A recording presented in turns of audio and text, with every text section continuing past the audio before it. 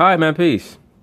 So Kyrie Irving, the former superstar guard of the Cleveland Cavaliers, who was recently traded to the Boston Celtics, he made an appearance on the Stephen A. Smith and Max Kellerman show, First Take, to give his account on why he decided to demand a trade and to basically clear the air on a lot of rumor mongering that has been committed and performed against him to the detriment of his character by numerous sports media outlets. Let's see what he has to say.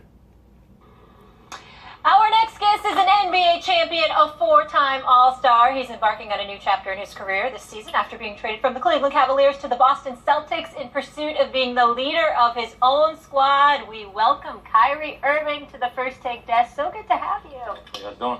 Good. Thank you so much for being here. Pleasure. So why was it time to make the move? Well, it was interesting 6 years. And you think about how the journey transcended my career. Now, when a guy describes his tenure anywhere as interesting, what he really means is that, there were some good moments and there were some bad moments, and there was a lot of incomprehensible decisions. There were a lot of things that occurred that should not have occurred in a truly professional environment. That's his way of encapsulating all of that bullshit in one word: interesting. From starting the first 3 years, that was a picture in itself, and then the last 3 years. And you think about those finite moments that have defined you as a player and as a man. You're very appreciative of it. Getting the chance to play with some unbelievable teammates, and I had the chance to be with some unbelievable coaches as well. Got a chance to develop and evolve as a man, and I just felt it was best for my intentions to leave. Let's break this down and let's get specific for a couple of things. I appreciate you being on the show. You know me. I'm going to ask now. Yeah, Stephen A. is all hyped because he finally got a real basketball player on his show.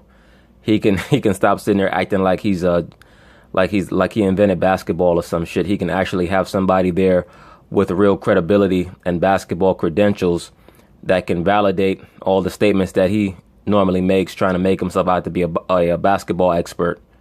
Now, what happened, man? Because it just seemed like, 1 minute you're in the championship, you're in the finals, you're hugging LeBron, you're happy to be in Cleveland, you're looking forward to coming back to compete for another championship, and then the next minute you want out.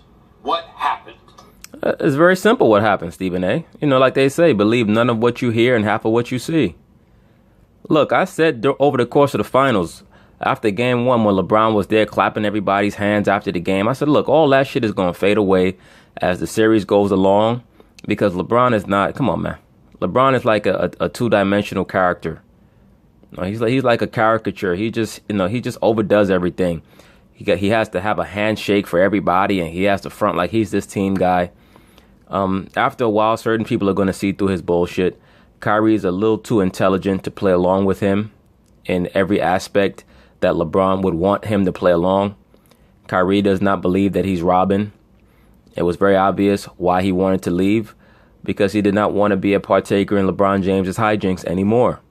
Right? He understands that Cleveland has no chance of beating the Golden State Warriors. So if you're going to be on a team that has no chance of winning the championship, does it really make a difference whether or not you're losing in the finals, or if you're on your own squad trying to create your own legacy and build up your own name? Does it really make that big a difference? I was just very patient in my approach, understanding what the magnitude of the moment was. I wasn't going to allow anything else to get in the way of our team's success.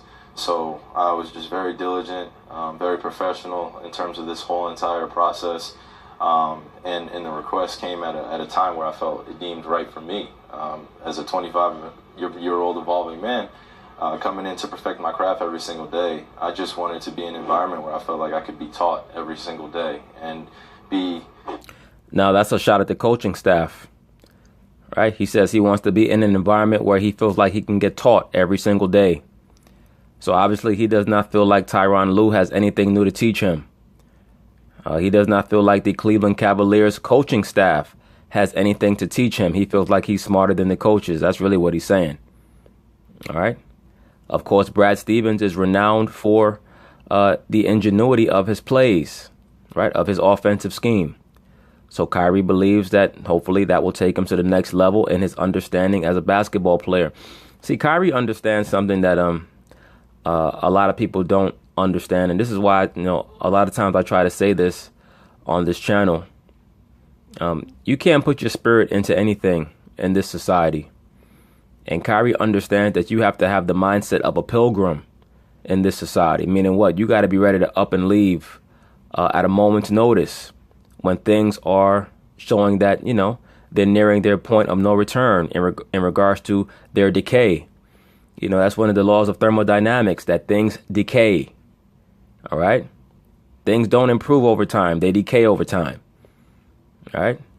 So Kyrie understands that his time period in Cleveland is decaying. It's come to an end. It's time to start afresh, start anew somewhere else that he can learn something new. All that shit about loyalty to your franchise, those were things that were taught to athletes many years ago to convince them that it was good to be an indentured servant. Kyrie understands now with mobility,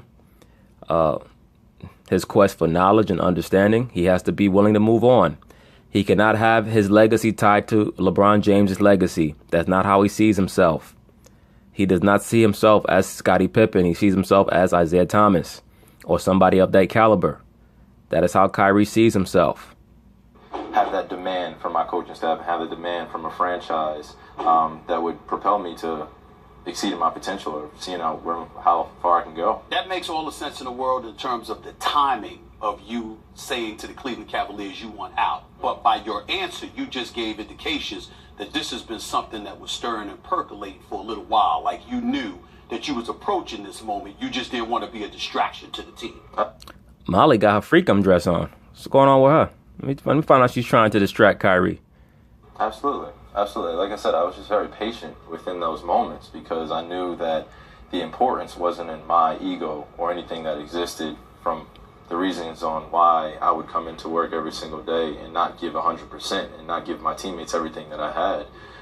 From that standpoint, that was the way I was raised. I was raised in being in a professional environment, being in a workplace, and making sure it's conducive for everybody. So now you see what he said? He basically said that due to him being raised by a father, he learned the art of being magnanimous. He learned the art of presiding over a group of people and considering their wants, their needs, their position, and their roles. This is something that a lot of cats don't learn being raised in single mother environments. And, some people might get offended by that, who are raised in single mother environments. There's a dynamic that a good father brings to the table that cannot be replaced. All right. Just because you were raised with a father does not mean that you are going to be imbued with those qualities. But there are qualities that are irreplaceable that you learn in a background with a good father, with a strong father, that you learn. You learn about discipline. You learn about accountability. You learn about hardship. You learn about having a vision. You learn about transcending. These are things that you learn. When you don't have that, you end up like Kevin Durant, but I'll cover him later. Okay? That's how you end up. But let me let Kyrie continue. So having those relationships and developing those every single day, and then on top of that, still wanting to be as successful on the court and still trying to figure out myself off the court. I had to balance those two. And I felt like when I was coming into that environment, there were times where my energy was just a little off. And I just had to figure that out. And there were times when after games I would go out and shoot. As any professional athlete or any person knows, when you're in your workplace and you have those tough days, there are questions that you ask yourself. Is this the right thing for me right now? And I answered that question myself. Before I get to Max, and go back to Molly, excuse me. And why is Molly chiming in for? Like, your job is to sit there and look cute and be the decoration. Everybody knows this is Stephen A's gig right now. Well, Kyrie would love to answer your questions. Believe me, you are exactly his type. But, right now you got to let Stephen A has to, he has to be the MC for this one. Excuse me, Molly, I'm sorry. Let me get the big question, the elephant in the room. LeBron James is a superstar, widely considered the best player in the world. Kyrie Irving is a star. Everybody knows you're a bad boy. But the reality is that you got tired of playing second fiddle. You wanted your own team. This is the perception. Yeah. You wanted your own team. And damn it, you was tired of being second fiddle in Cleveland and you no longer wanted to be LeBron James' teammate. Respond to those accusations. Well, let me respond first. Let me say this. There's no way in the hell that Kyrie's going to sit there and say, you're damn right. I don't want to play second banana to anybody. I'm the head honcho. I should be the lead guy. It's time for me to take over a team. He's not going to say that until about 5 years after he's retired. Or maybe until he's fully vested in the Boston Celtics, he may come out and say something like that. But he's not going to say that now. You have to understand what the media game is. The media game is to stir the pot. All right? There's a certain gossip aspect that is now grafted into sports media. And if you want to avoid certain bullshit, especially coming into a season, there are certain questions that you already know you're going to have to navigate through. So obviously he cannot sit there and make those type of statements about LeBron James, even though that's clearly the case. Oh man, well, yeah. The all man gave it all away. That's all you needed to know. The actual storyline of everything that was created from a variety of sources, a variety of people, whether it be from my circle, whether it be from anywhere else, the last person that everybody kind of forgot about was me. I didn't say, as you said, I didn't say a damn word. And that is true. And it was all because that was never reality for me, because I know the type of person I am, and I know who I'm developing into and who I want to become. Let me say this quickly. Kyrie touched on something that, let me say this, a lot of times in life, and you'll find this especially when you're a young black man, so-called black man, young black man, when you don't play the character that people expect you to be as a black man, they will try to attribute certain thoughts to you, to try to manipulate you into a verbal or even a physical confrontation, because they're frustrated that you don't fit into the stereotypical black man that they're used to, that they're accustomed to. In various environments, people will expect the black man to take a subservient position, to entertain them, to even emasculate himself. When they see that you take on the air of the quote-unquote strong silent type, they will go out of their way to attribute certain statements to you that you didn't make, to attribute certain sentiments or thought patterns to you that you never told them about, all to demonize you in an attempt to draw you out of that cloak, that protection that you create for yourself, and to try to create a confrontation, maybe make you lose your composure, things of that nature. All right? And that's what happened to Kyrie during those trade talks. It never came from the fact of me wanting to be absolutely selfish and absolutely putting myself first and wanting to be the man. I don't really have an ego. I have a... Stop lying. A presence and aura about me that's very reality-based. It didn't come in a form of living in this false world and not being able to tell the truth to somebody and look them in the eye and like, I don't want to do this anymore. I'm ready to move on. I'm ready to be on my own. I'm ready to try out a new situation and be in an environment where I felt like I can be happy. And right. Well, in other words, when you say you're ready to be on your own, you're ready to be outside of LeBron's umbrella, right? You're ready to exist, on your own accord. Look at Kellerman. Kellerman has a face. He has a face like a hyena, waiting for the lions to leave the carcass so that he can get his little scraps. And my intent was still the same and always will be the same, is that to be around people and to interact with them. I love doing that. And to do that through basketball, that's even better. But to be happy every single day I come to work and perfecting my craft, oh man, I can't wait to get the next season started. So in other words, he was not happy every day at Cleveland, right? If he was not happy there, what is the reason why he was not happy? There was a certain dynamic that was created there, an environment, an atmosphere that he did not find to be conducive to his happiness. Of course, he is not going to get explicit. These type of things are not going to come out until later. Look, it's the media's job to ask him these type of questions. We get it. But please understand, Kyrie is too shrewd to answer them in the way that they want him to answer. So he did the right thing by avoiding. Okay? If he would have came out and spoke his full mind, these things would have sat over the head of his team all the way until the start of the season. And they would have made it into this huge thing that it did not need to be. Go ahead, Max. Kyrie, glad to have you on the show. Thanks for being here. So I just want to get it straight. You no longer wanted to play with LeBron James? How could you get that straight when he when he has not said that yet? You see, this guy's trying to ask his little slick question. Excuse me? Did you no longer... Look, Kyrie picked up on it. Kyrie said, excuse me? Thanks for being here. So I just want to get it straight. You no longer wanted to play with LeBron James? Excuse me? Did you no longer want to play with LeBron James?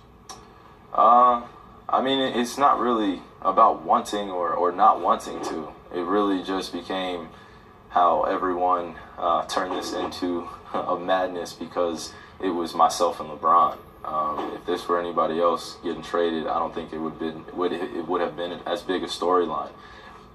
Being with that guy was unbelievable. It was something that I will relish in for the rest of my life because the situations that we came across as individuals and as a team, collectively, we all grew. Let me say this. Notice Kyrie has a hard time even saying LeBron's name. He'll say that guy. All right? If there was sincere affinity there for LeBron, he would have said LeBron. Now, he may say his name sometime later on in the interview, but I notice he does tend to refer to LeBron as that guy. Okay? Please pay attention to things like that. When somebody has cut off someone else in their mind, they don't even like to say their name because names have power, right? When you say somebody's name, it conjures up, the remembrance of events that occurred that have created an indelible memory in your life, and you almost feel like you owe that person when you mention their name. That's why Kyrie has not mentioned in the hey, look at some of these horror movies. How do you conjure demons? You got to yell their name. Beetlejuice, Candyman, things of that nature. All right? Might be funny, but it's the truth. When you say somebody's name, you give them power. Notice that Kyrie refers to him as that guy. All right? Kyrie knows that he owes a lot to LeBron in regards to his maturation as a player, but I think that Kyrie found it in the locker room. I think he found that he found himself to be more mature than LeBron, even though he was almost 10 years younger, right? That's what I believe that Kyrie realized. And I think that it may have made him lose a little bit of respect for LeBron on a personal level. And when you get to that crossroad in your career and in your life and you have to make that decision, it's not about necessarily figuring out what the other person's intent is. It's figuring out what your intent is. And when I came to that crossroad and I looked myself in the mirror and I was like, okay, this is absolutely something that I want to do.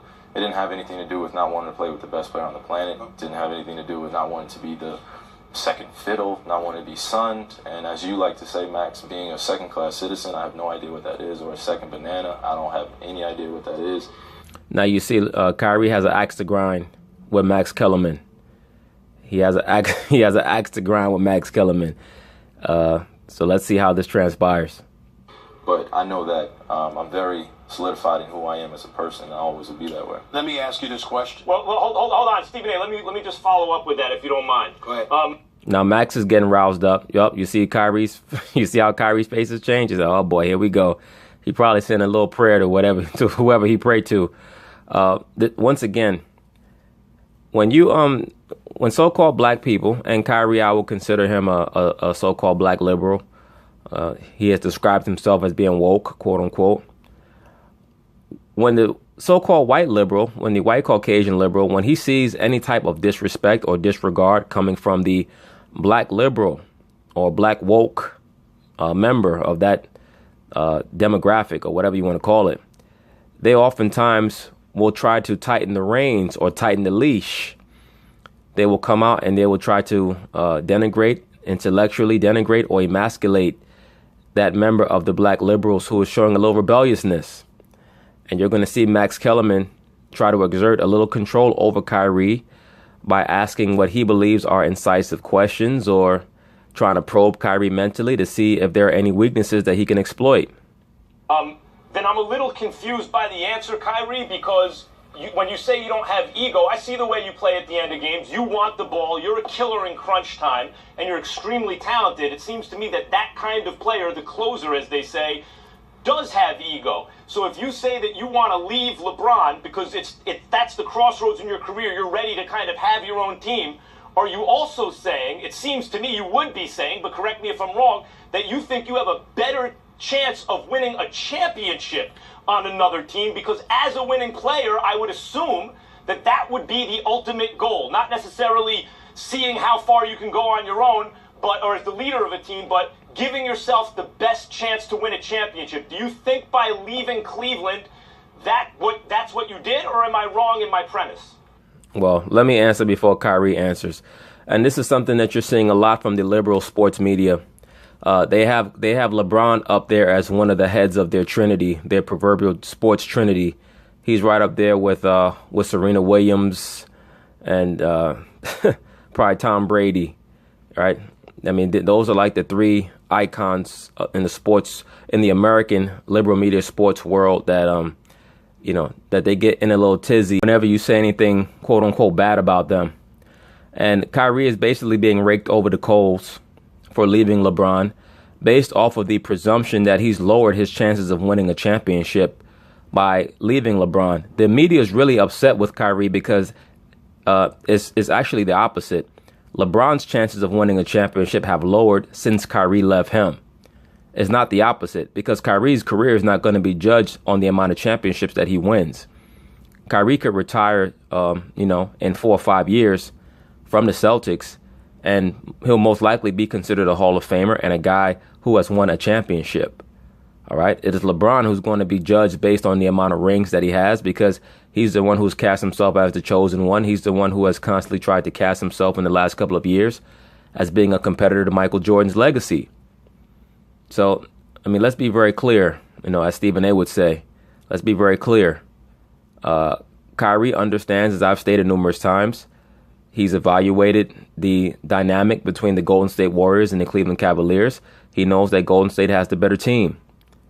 Unless Golden State suffers an injury, Cleveland is not beating them, whether Kyrie's there or not. So the media is trying to act like he's Scottie Pippen leaving Michael Jordan, like they're the championship favorites. They're not. And everybody knows that. So this nonsense about him lessening his chances of winning a championship by leaving LeBron, this is a complete red herring that has been created by the media to justify their, the anger and the vitriol that they're aiming at this young man. Well, when you think about the journey, and then you also put things into perspective for what they really are, it's a truthful environment, and I wasn't getting that. And that's where it really stands. Says he wasn't getting the truth in that environment. Who was he not getting the truth from? I stated before, he knows that LeBron James was knowledgeable, had knowledge of a trade or numerous trade requests to get rid of Kyrie.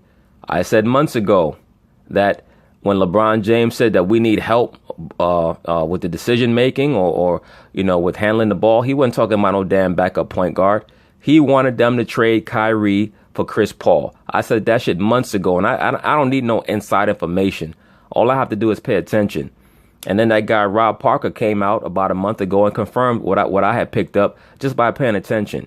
He confirmed it by speaking to his sources that yes, LeBron was trying to trade Kyrie for Chris Paul. All right. And then it came out that they were trying to engage in a three-way trade with the Pacers and the Suns to get back Eric Bledsoe and Paul George and trade Kyrie to Phoenix. Okay. So Kyrie knew and understood that in order for that trade to be greenlit, LeBron had to have the okay. He had to give his okay. All right. But when you say it wasn't a truthful environment, is that pointing to the coaching, Tyronn Lue? Is that pointing to GM? Is that pointing to ownership? Just to be clear. No. Okay, that's not at all. No, it's pointing to the perspective. It's pointing to the perspective that I know exactly what I want. Mm-hmm. And I want to be happy and perfect my craft in doing so. Hey, don't I always come on here and I tell cats, look, man, you have to want to be happy. I don't like people on my channel who are not happy. When dudes come in the comments, oh, man, your channel's going down. Well, bruh, it's very simple. Life is simple, brother. You're not happy, unsubscribe and move on to a channel that you like better. Don't come on my channel bitching like a hoe. You got to go where you're happy. See what Kyrie did? Kyrie said, I'm not going to be happy in Cleveland, so I'm going to go to Boston. All right, or I'm going to go to another team where I'm going to be happy, where I'm going to know that they're going to try to maximize what I do, what I can do. All right, I respect him for that. He understands the whole point of life is to be in an environment, number one, where you're happy, and number two, where the people around you want you to be happy. And that's the case anywhere in life, with your job, your career, your woman, whatever. Anybody that you associate with has to be concerned with your happiness. If they're not concerned with your happiness, you got to find somewhere else to go. Let me go someplace else. Did you speak to LeBron James or talk to LeBron James before you and your representatives met with ownership to let them know that you wanted out? Huh. Why not? Why would I have to? Oh, what that translates as is, who's that nigga? You know? See, Kyrie, in his mind, he really believes that, you know, he's just as responsible for Cleveland's winning the championship as LeBron James. Look at Max Kellerman. Max got his eyes closed. I can't believe that he said that about the black Jesus Christ of the NBA. Oh, God. Man's probably going to, on commercial break, he's going to kiss the rosary like 10 times. I'm not saying, no. I'm not implying that you have to at all. Yeah. But he's the best player in the world. He's a superstar. He's considered the leader of the team. Your teammate, who you speak glowingly and very highly about. Mm-hmm. And if you don't want to play there anymore, even though it was a personal decision, chances are, if you don't speak to somebody about it, they might take it personally. Yeah. Do you care about that at all? No. Kyrie basically said, look, man, I'm just doing me. All right? Look, at the end of the day, LeBron is going to do him.